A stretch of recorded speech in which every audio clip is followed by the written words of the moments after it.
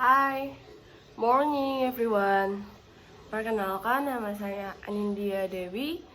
Di sini saya memenuhi tugas pertemuan ke-12 mata kuliah Reading and Listening. Oke, sekarang kita akan menarasikan paragraf pertama. Does sleep help you study? Apakah tidur membantu Anda belajar? Jika kita tidur siang setelah kram, bukan sebelumnya. Jika tidak, kita mungkin lebih bergadang semalaman. Intinya tuh, jika kita tidur siang terlalu lama, kemungkinan di malam hari kita bisa bergadang. Kemungkinan kita bisa di waktu malam hari kita tidurnya lebih lama, atau bisa jadi begadang sampai lebih larut malam. Yang di paragraf kedua, di paragraf kedua, yang the beneficial effect of sleep on memory well for study by G. Jenkins and Carl M. D'Alembert in 1924, they found the individual who sleep after memorizing material recalled more than those who stayed awake. Recent experience have confirmed the sleep effect. Yang dimana efek menguntungkan dari tidur adalah, pertama, dipelajari oleh J. Jenkins menemukan bahwa individu yang tidur setelah menghafal materi atau mengingat itu lebih banyak mereka yang tetap terjaga.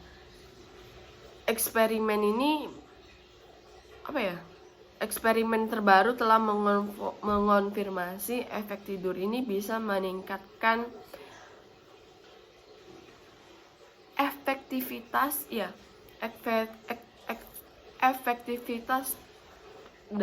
pola daya pikir. Terus di paragraf ketiga, tidak ada bedanya apakah seseorang itu langsung tidur setelah belajar atau menunggu beberapa jam dulu. Jadi setelah belajar itu biasanya ada beberapa orang yang menghabiskan waktunya langsung tidur, atau dia istirahat sejenak langsung kemudian tidur.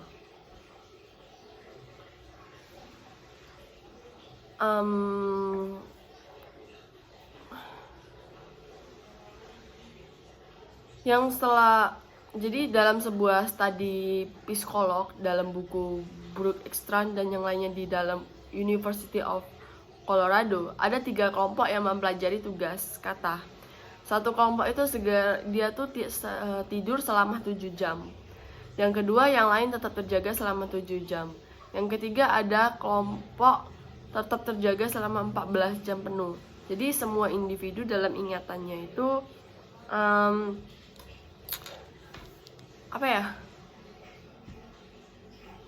jadi selama 14 jam penuh itu, setelah individu yang 7 sama 14 jam tadi itu diuji ingatannya hampir sama untuk kedua kelompok itu tertidur.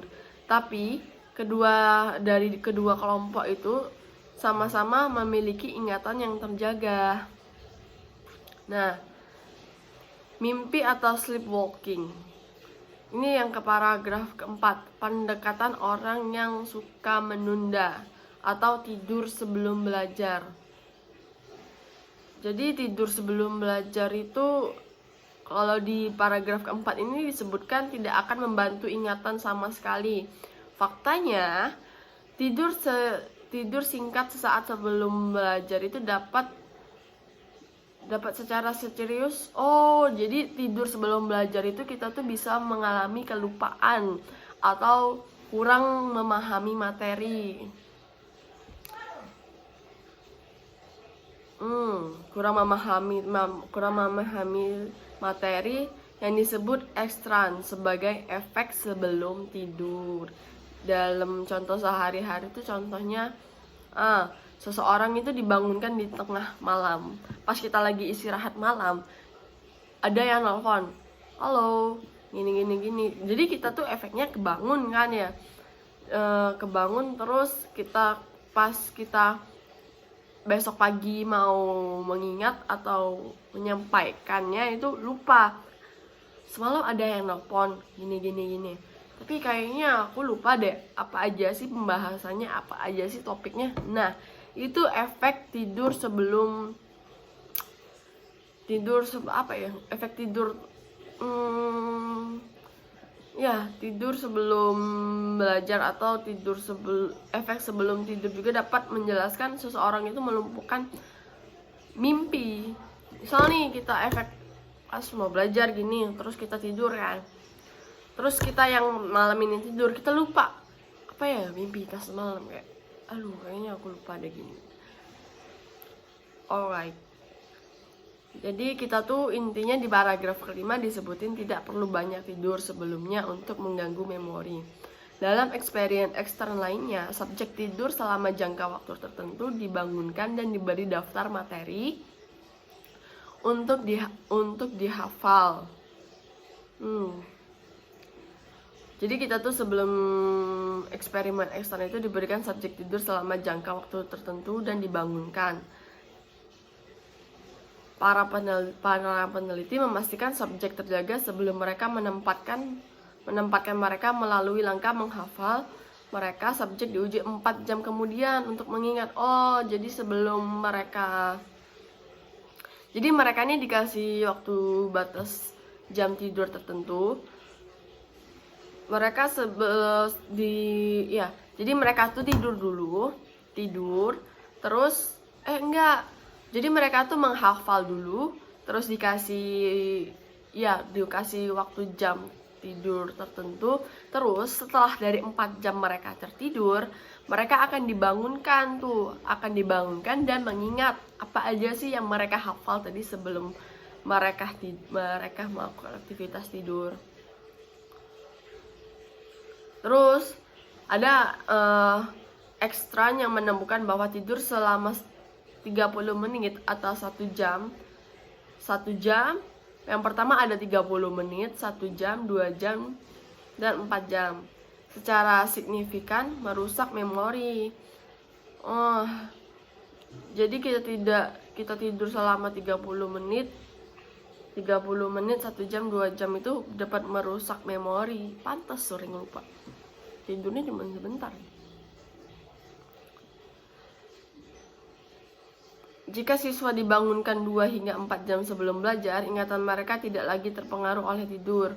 Juga tidur selama 6 jam menghasilkan lebih sedikit kelupaan daripada 4 jam.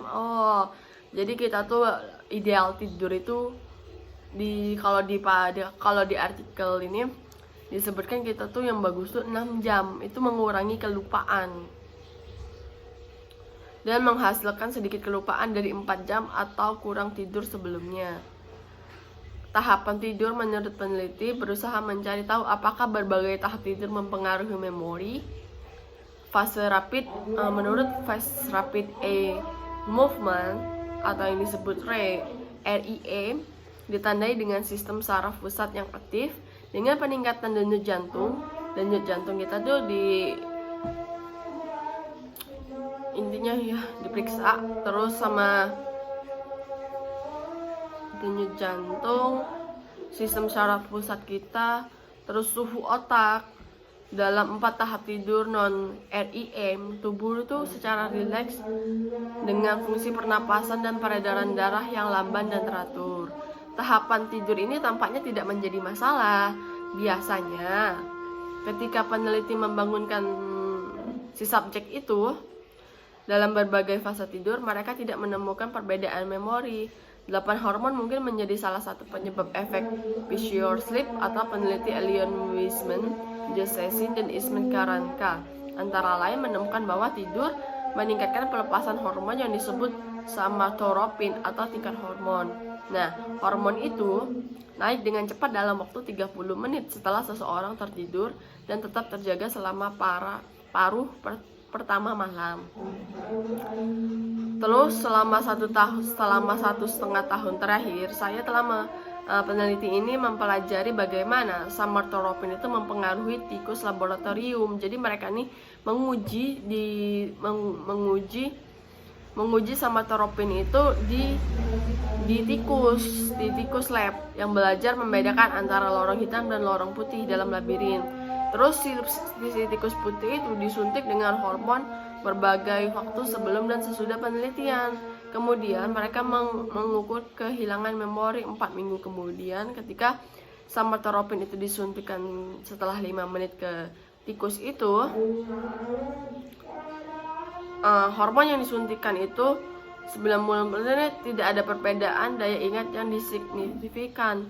Jadi jika somatotropin bekerja dengan cara yang sama pada manusia, orang yang dibangunkan lebih awal dalam tidurnya mungkin memiliki daya ingat yang buruk karena hormon dalam sistem mereka. Tingkat ini bertahap secara normal setelah bangun, yang mungkin menjelaskan hilangnya efek tidur setelah si subjek itu terjaga untuk sementara waktu. Nah, jika kita untuk berencana untuk pergi dan mempelajari kembali materi-materi yang aku sebutkan di paragraf 1-10, waktu yang terbaik yang terbaik adalah tidur sebentar, 4 jam atau lebih jika mungkin. Antara waktu kita dan belajar itu harus mengingat informasi. Jangan tidur sebelum kita belajar, kecuali kita membiarkan diri kita itu tetap terjaga, kondisi kita tuh tetap terjaga selama beberapa saat sebelum mulai belajar dengan serius, dan biarkan periode tidur kita itu tidak terganggu. Baik, sekian reading narasi saya tentang Does sleep help you study? Apakah tidur membantu Anda belajar? Intinya kalau aku ambil dari paragraf 1-11 ini, intinya kita itu sebelum belajar pastiin tubuh kita itu terjaga dan kondisi kita itu fit, dan biasakan kita itu sebelum belajar itu tidur. Jangan tidur dulu baru belajar. Jangan belajar dulu baru tertidur. Oke. See you. Terima kasih.